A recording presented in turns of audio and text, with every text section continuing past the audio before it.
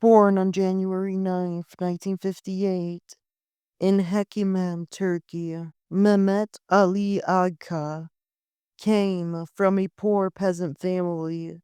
As a young man, he drifted into petty crime, joining street gangs and working as a smuggler between Turkey and Bulgaria. He later claimed that he spent 2 months in Syria training with the Marxist Popular Front for the liberation of Palestine, in weapons and terrorist tactics allegedly funded by Bulgaria, though the PFLP has denied this. Afterwards, Agca joined the ultra-nationalist Turkish group, the Grey Wolves, a self-confessed killer of an Istanbul newspaper writer. On February 1st, 1979, acting under the Grey Wolves' orders, Agca killed Abdi İpekçi, the editor of Milliyet. İpekçi was killed at the scene and identified at the Istanbul Forensic Medicine Institute before his body was temporarily kept at the Sicily Etfal Hospital. His funeral took place on May 12, 1979 at the Sicily Mock.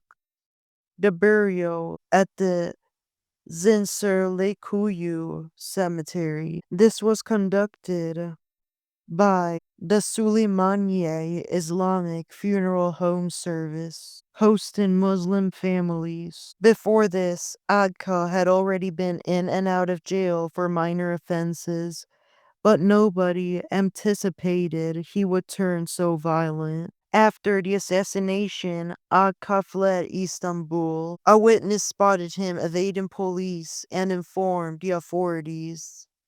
He was quickly arrested in the streets, then taken to the Istanbul police headquarters, where he was questioned and confessed. After spending the night at the headquarters, Agca appeared before investigative judge Bilal Kukusegun at the Istanbul Criminal Court. He was remanded into custody and sent to await trial at the Istanbul Military Detention Center, represented by court-appointed attorney Tahir El-Kia. That is enough for part 1, and stay tuned for part 2 coming up.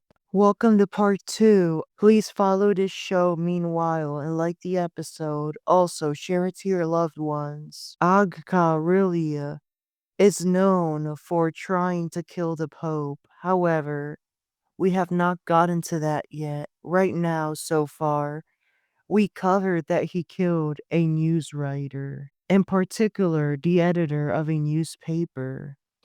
This was due to his Islam views and his association with organized crime run by certain Islam institutions. Public prosecutor Mustafa Gül charged him with murder, illegal weapons possession, association with an illegal organization, and distributing terrorism. Before Judge Abdülkadir Develi, Agca pleaded not guilty to these charges. In September 1979, Agca was tried before a panel of 3 judges, Develi, Abel Albay, and Sefa Sahinlo. In December, the court found him guilty on all charges, imposing a life sentence, one sentence covering all offenses merged together,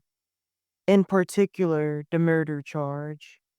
He was sent to the Istanbul Central Prison to serve the rest of his time. He appealed, but the court of Cassation in Ankara rejected it the following year. About 6 months after his conviction, Agca escaped from prison with the help of Abdullah Katlia, the Grey Wolves' second in command. He fled to Bulgaria, a base for the Turkish mafia.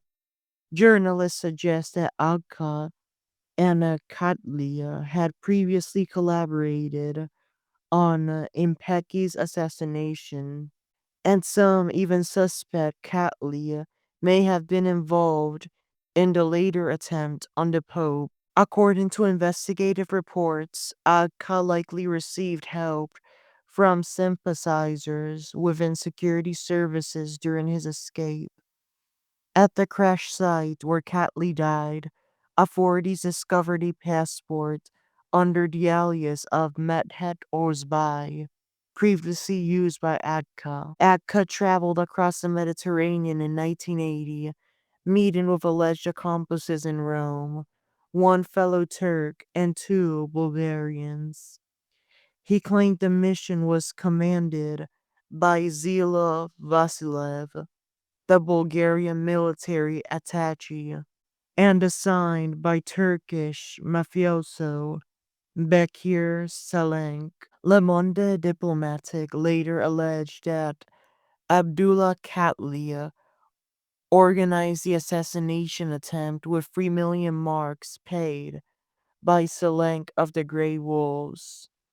With political corruption, Agca was no longer wanted in Turkey.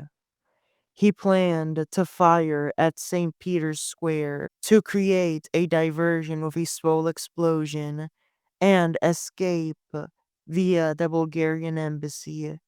His backup gunman was Oral Salik. On May 13, 1981, Agca and Salik waited in St. Peter's Square, pretending to write postcards. When Pope John Paul II passed by, Agca fired several shots, and only Agca. Two struck the Pope, one in his lower intestine, the other hit in his left hand. The Pope underwent surgery at the Agostino Gemelli University Polyclinic and survived. Agca, the only suspect at this point, was restrained immediately by spectators, and Vatican security chief Camillo Cabin officially placed the handcuffs on him. He was taken to the Rome police headquarters where he spent the night. His first appearance for court was in Italy before Judge Antonio Cassese at the Court of Assizes of Rome, and he was sent to the Rebibbia prison to await trial as he was remanded into custody. Prosecutor Ferdinando Imposimato charged Agca with 5 severe offenses, 3 counts of attempted murder, and 2 weapons offenses. In July 1981, the Corte d'Assise of Rome heard the case.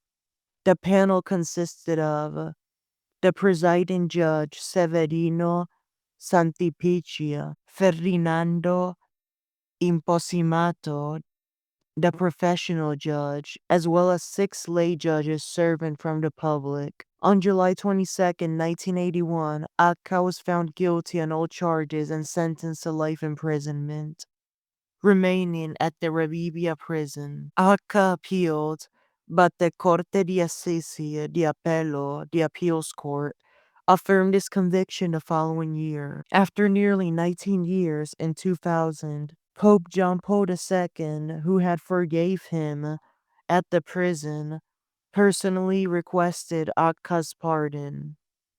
Italian President Carlo Ciampi granted it, and Agca was released. Post-release, Agca requested the Polish citizenship to spend his final years in Poland and expressed intentions to visit the Pope's tomb. As in April 2005, on the second day, a day after April Fool's Day, this Pope died. In later years, he made dramatic claims of divine identity and alleged international conspiracies, including Iranian and KGB involvement, but in 2013, he admitted that earlier stories were false. Agca even visited John Paul II's tomb in 2014, fulfilling his promise. And in 2016, he spoke of becoming a Catholic priest and attending the Fatima centennial celebrations, honoring the Virgin of Fatima. From a small village in Turkey to the corridors of power in Rome, Mehmet Ali Ağca's life spans crime, conspiracy, violence, and the extraordinary reach of forgiveness. A man who shot a pope, yet lived to see a reconciliation, leaving a legacy that continues to captivate historians, journalists, and the people alike. Thank you for listening. May God bless you. May the Virgin Mary bless you. And have a good rest of your day.